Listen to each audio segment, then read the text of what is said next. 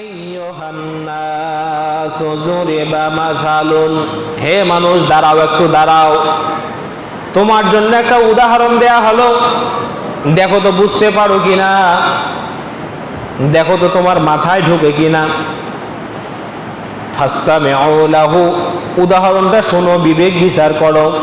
ইন্নাল্লাযীনা তাদউনা মিন দুনিল্লাহ, নিশ্চয় মানুষ আল্লাহকে ছাড়া যাদেরকে আল্লাহর মতো করে ডাকে, মানুষ আল্লাহকে ছাড়া যাদেরকে আল্লাহর মতো জানে, আল্লাহর মতো গুণান্বিত মনে করে, লা ইয়াখলুকু যুবাবা, তোমরা মনে রেখো তারা কিন্তু একটা মাছিও সৃষ্টি করতে পারে নাই। আচ্ছা বলেন, মাছি কার সৃষ্টি? আল্লাহর সৃষ্টি। আল্লাহ কোরআনে একটা উদাহরণ দিয়েছেন সূরা বাকারার ভিতরে, ইন্নাল্লাহা লা ইস্তাহি আন ইয়াদরিবা মাসালাম মা বাউযাতান ফামা ফাওকাহা, তোমার আল্লাহ তোমার সামনে একটা মাছির উদাহরণ দিতে লজ্জাবোধ করেন না, তার কারণ মাছির স্রষ্টা মানুষ নন, মাছির স্রষ্টা যিনি তিনি কে? আল্লাহ। আর কাফেররা বলছে, আরে আল্লাহর কি হলো? আল্লাহ এত ক্ষুদ্র একটা প্রাণীর উদাহরণ কোরআনে দেয়।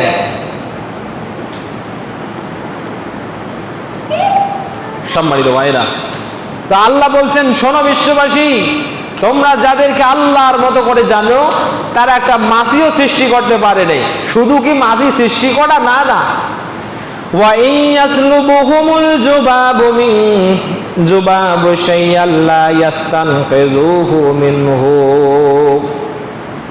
আবার এই মাছি যদি তাদের রিজিকের প্লেট থেকে, তাদের খাবারের প্লেট থেকে একটা খাদ্য কণা নিয়ে উড়ে চলে যায়, তবু ওই মাছিটার কাছ থেকে এই মানুষের কোনো ক্ষমতা নেই এই খাদ্য কণাটা তার কাছ থেকে উদ্ধার করে।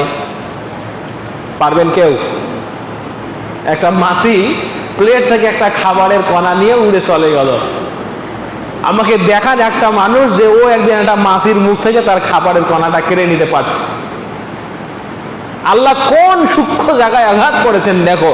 তোমরা যাকে আল্লাহর মতো করে ডাকো ও কিন্তু একটা মাছিরও স্রষ্টা নয়, মাছির স্রষ্টা তো নয়, আবার এই ক্ষুদ্র মাছি তার খাবার প্লেট থেকে একটা খাদ্য কণা উড়ে নিয়ে চলে যাচ্ছে, সে ওই খাদ্য কণাটাও মাছির মুখ থেকে উদ্ধার করার ক্ষমতা রাখে না। আল্লাহ বলছেন, যুফাত তালিব ওয়াল মাতলুব, দেখো ওই যে মাছির পিছনে খাবার উদ্ধার করার জন্য দৌড়াচ্ছে, সে কত নিচ, সে কত অক্ষম, আবার ওই যার কাছ থেকে খাবারটা চাওয়া হচ্ছে সেও কতটা অক্ষম। তার মানে কিলাহুমা মাখলুকাতানি মিনাল্লাহ, দুজনেই সৃষ্টিকার আল্লাহ। আল্লাহ বলেন, ও শিরিককারী তোমার বিবেক কখন খুলবে? ওয়ালা ইন সাআলতাহুম মান খালাকাস সামাওয়াতি ওয়াল আরদা লায়াকুলুন, আল্লাহ তাআলা বলছেন, শোনো, তোমরা যদি তাদেরকে জিজ্ঞেস করো আসমান জমিনের স্রষ্টা কে, তারা বলবে আল্লাহ। এরপরে তাদেরকে বলেন, আফারাআইতুম মা তাদউনা মিন দুনিল্লাহ, তোমরা কি একবার বিবেচনা করে দেখেছো আল্লাহ ছাড়া তোমরা যাদেরকে আল্লাহর মতো শরীকি মনে করো, ইয়াদুররা হাল হুন্না কাশিফাতু দুররিহি, যে আল্লাহ ইন আরাদানি আল্লাহু বিদুররিন, যদি আল্লাহ কারো ক্ষতি করতে চান, হাল হুন্না কাশিফাতু বিদুররিহি, তাহলে তারা কি এমন ক্ষমতা রাখে যে আল্লাহ যার ক্ষতি করতে চাচ্ছেন তারা তাদের ওই ক্ষতিটাকে দূরীভূত করতে পারেন? না, এমনটা পৃথিবীর জমিনে কেউ নেই। আল্লাহ এই কথা বলছেন সূরা জুমারে। আবার বলছেন, হে মানুষ, তোমাদের বিবেক কেন হয় না?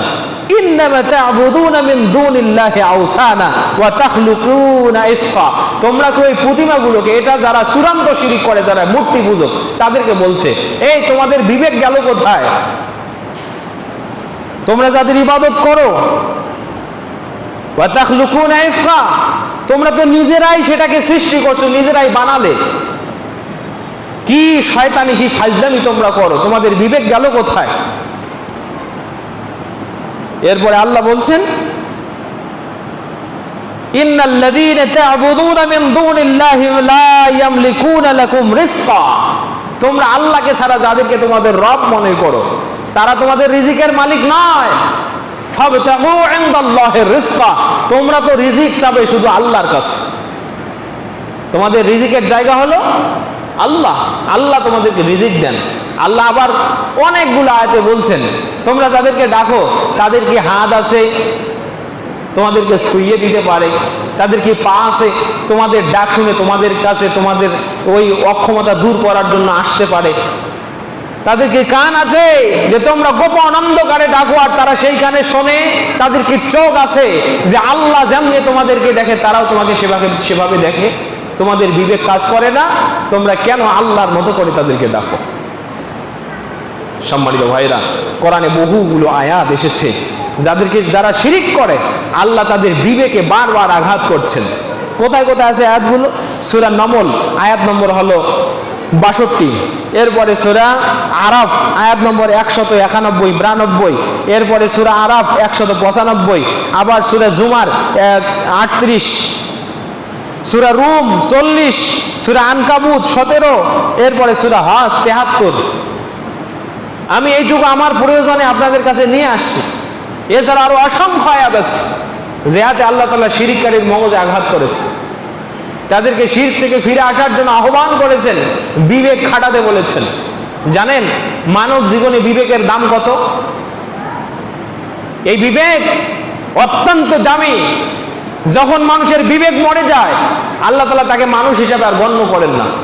আবার কিয়ামতের ময়দানে আপনারা সূরা কি বলে মুলক পড়েন নাই? সূরা মুলক এর এই 10 আয়াত পড়ে, 10-11 নম্বর আয়াত, 10 নম্বর আয়াত, লাউ কুন্না নাসমাউ আও নাকিলু মা কুন্না ফি আসহাবিস সাঈদ। হে আল্লাহ, পৃথিবীর জমিনে যদি আমরা তোমার কথাগুলো শুনতাম, 1 নম্বর সামিআ নাসমাউ, যদি আমরা শুনতাম, নাকিলু আমরা বুঝতাম যদি বিবেক দিয়ে, বিবেক খাটিয়ে যদি বোঝার চেষ্টা করতাম, মা কুন্না ফি আসহাবিস সাঈদ, তাহলে আজকে বলেন সাঈর হলো জাহান্নামের একটা অংশ। সাঈর কি? সাঈর জাহান্নামের একটা অংশ। বলেন তো জাহান্নামের কয়টা নাম আছে? কয়টা? 7টা। 7টা নাম আছে, তার মধ্যে সাঈর একটা। এই বিবেক না খাটালে সাঈরে যেতে হবে। সুতরাং যা কাজ করবেন কোরআন হাদিসের মানদণ্ডে বিবেক খাটিয়ে কাজ